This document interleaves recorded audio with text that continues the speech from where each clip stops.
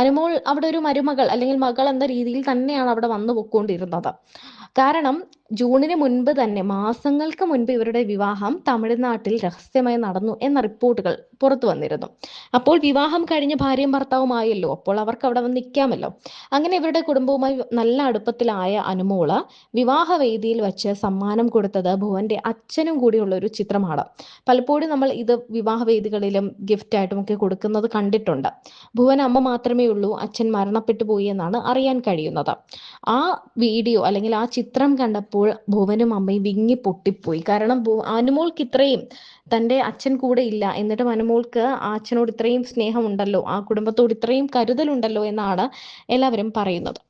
അനുമോളുടെ ഒരു കുടുംബ ഫോട്ടോയാണ് വലിയ രീതിയിൽ ചർച്ചയായി മാറുന്നത്. അനുമോളുടെ ഫാമിലിയിൽ എല്ലാവരും ഉണ്ട്, നടുക്ക് അച്ഛൻ കസേര ഇട്ടിരിക്കുന്നു. അപ്പോൾ ഈ പാട്രിയാർക്കി എന്ന് പറഞ്ഞാൽ എന്താണെന്ന് അനുമോൾക്ക് അറിയാമോ? എന്താണിത്? എല്ലാവരും ഇങ്ങനെ നിൽക്കുമ്പോൾ അച്ഛൻ രാജാവിനെ പോലെ ഫ്രണ്ടിൽ കസേരയിട്ടിരിക്കുന്നു. അതൊരു എല്ലാവർക്കും തുല്യത കൊടുക്കണ്ടേ? ഒരു ചിത്രത്തിലുള്ള എല്ലാവർക്കും തുല്യത കൊടുക്കണ്ടേ? ഇത് കല്യാണം കഴിഞ്ഞത് അനുമോളുടെയും ഭുവന്റെയുമാണ്.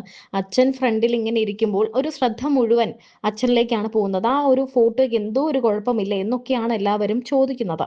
ഒരുപാട് വിമർശനങ്ങൾ ഈ ചിത്രത്തിനെ ചൊല്ലി ഉണ്ടായി. അപ്പോൾ അനുമോള് തിരിച്ച് കമന്റ് ഇട്ടത്, ഇതിനെപ്പറ്റി കുറെ പോസ്റ്റുകളൊക്കെ വന്നപ്പോൾ അനുമോള് കമന്റ് ഇട്ടത്, അതിന് നിന്റെ തന്തയല്ലല്ലോ, എൻ്റെ അച്ഛനല്ലേ അവിടെ ഇരിക്കുന്നത്, നിന്റെ അച്ഛനല്ലല്ലോ, എൻ്റെ അച്ഛനാണ് ആ നടുക്കിരിക്കുന്നത്, അത് ഞങ്ങളുടെ ഇഷ്ടമാണ്, അതിന് നിന്റെ അച്ഛനല്ലല്ലോ നീ വന്ന് കുറ്റം പറയാൻ എന്നൊക്കെയാണ് അനുമോൾ തിരിച്ച് നല്ല കട്ടയ്ക്കാണ് എല്ലാവർക്കും അനുമോൾ മറുപടി കൊടുത്തുകൊണ്ടിരിക്കുന്നത്. അനുമോളുടെ വിവാഹത്തിന് എല്ലാവരും കാത്തിരുന്നത് അനുമോളുടെ കയ്യിലെ മെഹന്തി കാണാനാണ്. പലപ്പോഴും ആരാധകരെല്ലാവരും തന്നെ പല താരങ്ങളുടെയും മെഹന്തി ഡിസൈൻസ് ഒക്കെ കണ്ട് ഇത്ര മനോഹരമായിട്ടുണ്ടെന്ന് പറയാറുണ്ട്. ഇത് ഇത്രയും മണിക്കൂറുകൾ, ഒരു 6 മണി 3-4 മണിക്കൂറൊക്കെ എടുത്തിട്ടാണ്, 6 മണിക്കൂറോളം ശരിക്കും പറഞ്ഞാൽ അത്രയും മണിക്കൂർ എടുത്തിട്ടാണ് ഈ മെഹന്തി വർക്കൊക്കെ ചെയ്യുന്നത്. എന്നാൽ ഇത് മണിക്കൂറുകൾ പിന്നെയും നമ്മൾ വച്ചേക്കണം, ചിലപ്പോൾ ഒരു രാത്രി മൊത്തം വെച്ചേക്കാറുണ്ട്.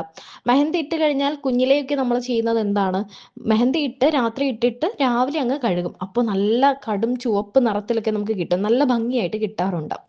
അനുമോളുടെ വിവാഹത്തിന് എല്ലാവരും ഉറ്റുനോക്കിയത് അനുമോളുടെ കയ്യിലെ മെഹന്തി ഒന്ന് കാണാനാണ്. എന്നാൽ അനുമോളുടെ കയ്യിലെ മെഹന്തി ശരിക്കും പറഞ്ഞാൽ കല്യാണത്തിന് അത്ര തെളിഞ്ഞില്ല. ഒരു ഓറഞ്ച് കളറിൽ തന്നെ നിൽക്കുന്നതാണ് കണ്ടത്, വിവാഹം കഴിഞ്ഞിട്ടാണെങ്കിലും. കാരണം വിവാഹം കഴിഞ്ഞ അടുത്ത ദിവസമൊക്കെ ഇതിൻ്റെ ഒരു കളർ ബ്രൗൺ കളറായി നല്ല ഭംഗിയിൽ നിൽക്കാറുണ്ട്. എന്നാൽ അങ്ങനെ ഒന്നും നിൽക്കാതെ അത് ഒരു സാദാ മെഹന്തി, ഒരു ലൈറ്റ് ഷെയ്ഡിലൊക്കെ അങ്ങ് മാറി. അപ്പോൾ എല്ലാവരും പറഞ്ഞു അത് മെഹന്തി കോണിൻ്റെ പ്രശ്നമാണ്, ആർട്ടിസ്റ്റ് കൃത്യമായി പറഞ്ഞു കൊടുക്കാത്തതിൻ്റെ ആണെന്നൊക്കെയാണ് കമൻറ്റുകൾ വന്നത്. എന്നാൽ ഇതിനെതിരെ പ്രതികരിച്ചുകൊണ്ട് ഈ മെഹന്തി ആർട്ടിസ്റ്റ് രംഗത്ത് വന്നു. അവർ പറയുന്നത് എന്താണെന്ന് വെച്ചാൽ, അനുമോളോട് കൃത്യമായി ഇത്ര മണിക്കൂർ വെച്ചേക്കണം എന്ന് പറഞ്ഞിരുന്നു, എന്നാൽ അനുമോള് വളരെ കുറച്ച് സമയം മാത്രമേ ആ മെഹന്തി കയ്യിൽ വെച്ചിരുന്നുള്ളൂ, അതുകൊണ്ടാണ് ഇങ്ങനെ കളർ വന്നത്, ഇല്ലെങ്കിൽ നല്ല കളർ വന്നേനെ. ഇങ്ങനെ ആരോടും ചെയ്യരുത്, കാരണം ഇത് ഇവരുടെ വർക്കിനെ ബാധിക്കുന്ന ഒരു കാര്യമാണെന്നാണ് പറയുന്നത്.